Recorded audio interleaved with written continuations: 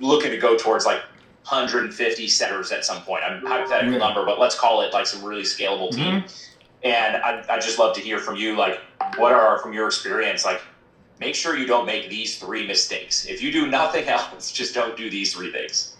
The thing is, so with the call center sales operation, there's so many moving parts, and the funny thing about the game is like little mistakes can cost you big. So it's having that attention to detail, and you seem like the type of guy that's very systems oriented. Have SOPs, checks and balances, accountability systems in place to make sure a lot of little things are done correctly, right? Like you can work your leads the wrong way or have shit leads, and it's kind of like, doesn't matter how good your setters are, right? Or you can have good setters, good leads, but your dialer, you're getting 1 out of 50 people to pick the phone up. Your connection rate's low. It's gonna burn you. Eventually, what happens as you guys are scaling out, and it'll kind of like what I was saying with virtual centers, it kind of collapses in on itself. Like if you're dialing in Massachusetts right now, this is what I've seen fold a lot of centers, and I've had to fight my way out of personally.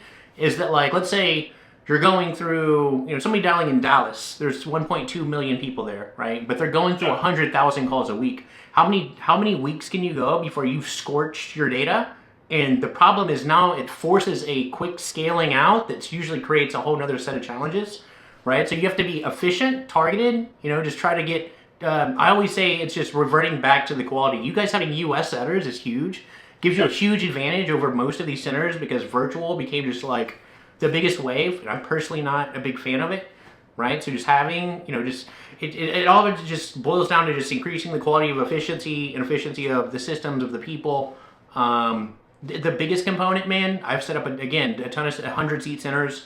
One of the biggest determining factors on who makes it and doesn't too is just the management and the leadership. You know what I mean? Sure.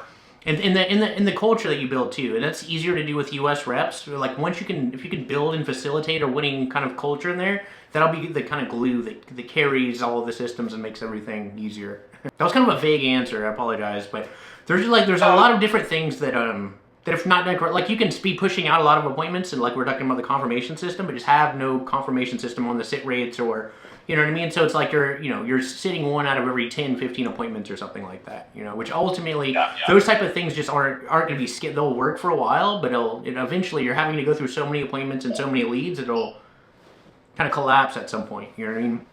Unless you just become more efficient with everything. And that's our goal. We're trying to automate like every step of the process to the best that we can.